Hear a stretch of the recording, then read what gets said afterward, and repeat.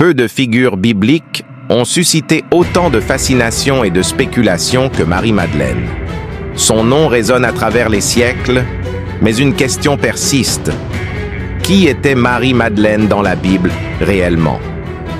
Souvent mal comprise, voire calomniée par l'histoire populaire, elle fut pourtant l'une des disciples les plus fidèles et importantes de Jésus, dont la vie incarne une transformation spirituelle profonde, méritant une analyse attentive et respectueuse de ses origines scripturaires. Née probablement à Magdala, une ville prospère de Galilée, elle se démarque du simple arrière-plan.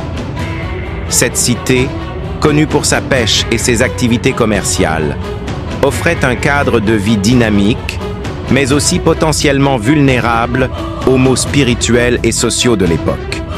Comprendre son origine nous aide à saisir l'ampleur du changement que sa rencontre avec le Christ allait provoquer, bouleversant à jamais son existence et sa perception dans l'histoire. Son importance est directement liée à son rôle auprès de Jésus.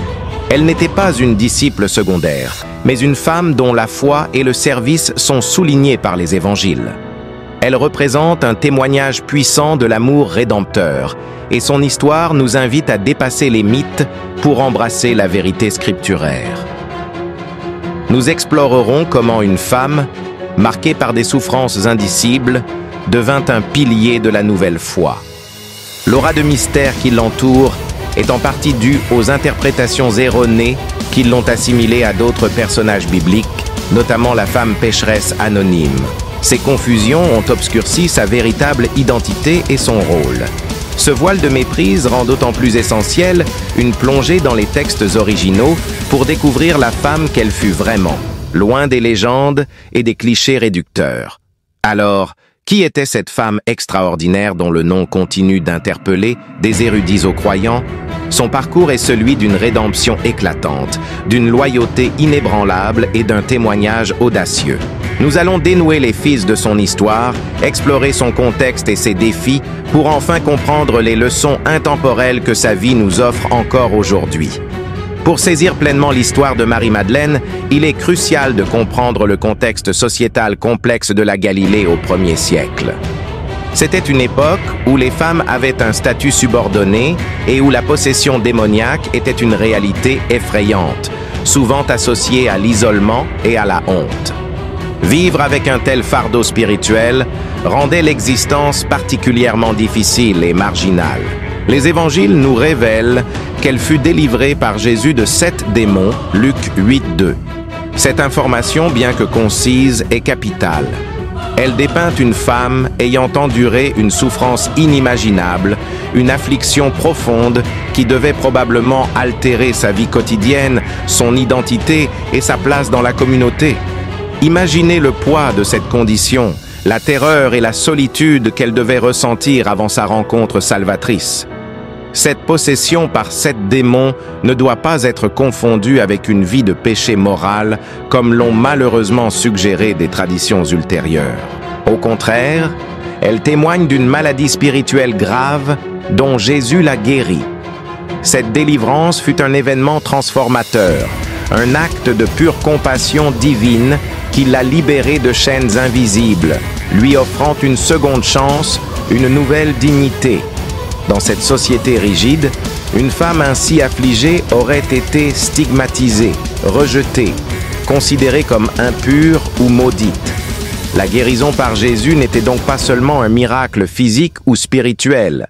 C'était une restauration sociale complète. Elle a été rendue à elle-même, à sa dignité humaine et à la possibilité d'une vie nouvelle, loin des jugements et des souffrances passées.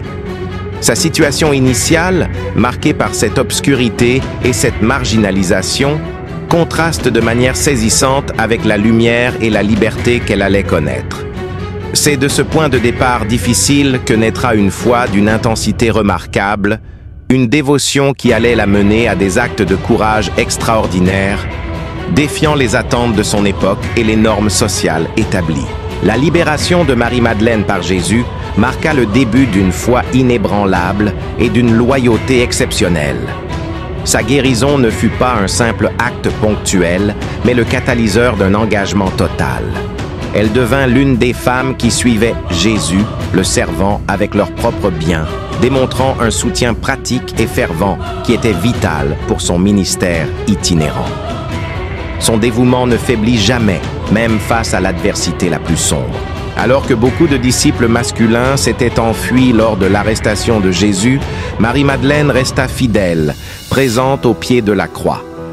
Cette scène déchirante la montre témoignant de l'agonie du Christ, une preuve éloquente de son courage et de son amour qui dépassait la peur et les conventions sociales de l'époque. Ce moment de douleur profonde révèle la force de son caractère et l'intensité de sa relation avec Jésus. Elle n'était pas une observatrice passive, mais une participante active dans le drame de la passion, partageant la souffrance du Maître. Sa présence inébranlable sous la croix la distingue comme une figure de résilience et de foi, capable de défier l'horreur pour rester auprès de celui qui l'avait libérée.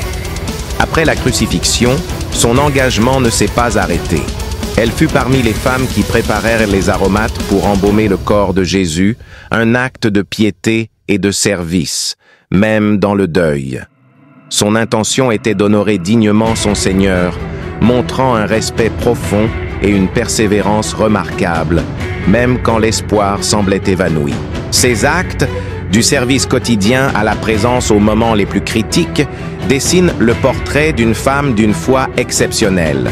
Son parcours nous montre comment une vie transformée peut inspirer une dévotion sans limite, posant les bases de son rôle prophétique et surprenant dans l'histoire de la résurrection, qui allait changer à jamais notre compréhension de la victoire sur la mort. Marie-Madeleine incarne des vertus de caractère qui résonnent puissamment. Son courage est manifeste. Elle est restée près de Jésus, même quand les risques étaient immenses et les autres avaient fui.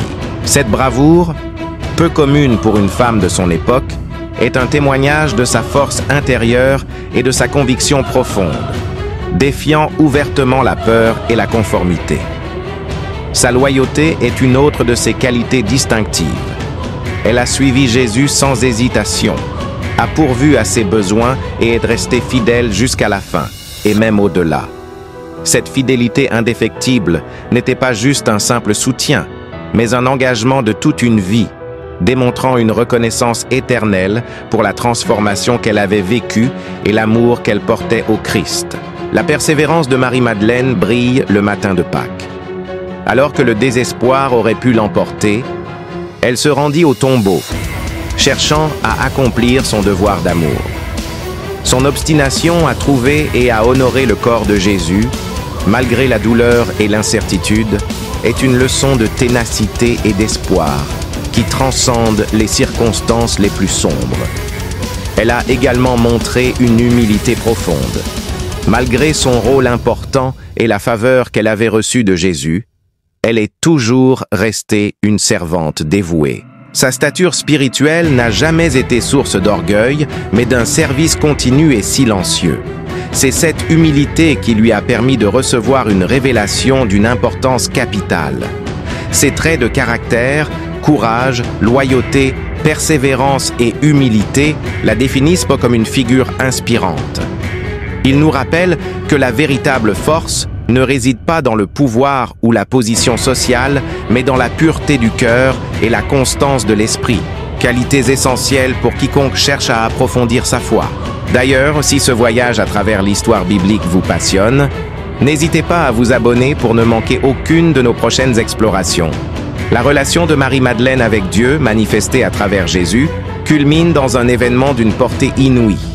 Elle fut la première à rencontrer le Christ ressuscité. Ce moment singulier, raconté dans Jean 20, la place au cœur même du message chrétien. Elle n'a pas seulement été guérie, elle est devenue l'apôtre des apôtres, chargée de la nouvelle la plus extraordinaire de l'histoire. Cette rencontre intime et personnelle avec le Christ ressuscité est le point d'orgue de sa foi.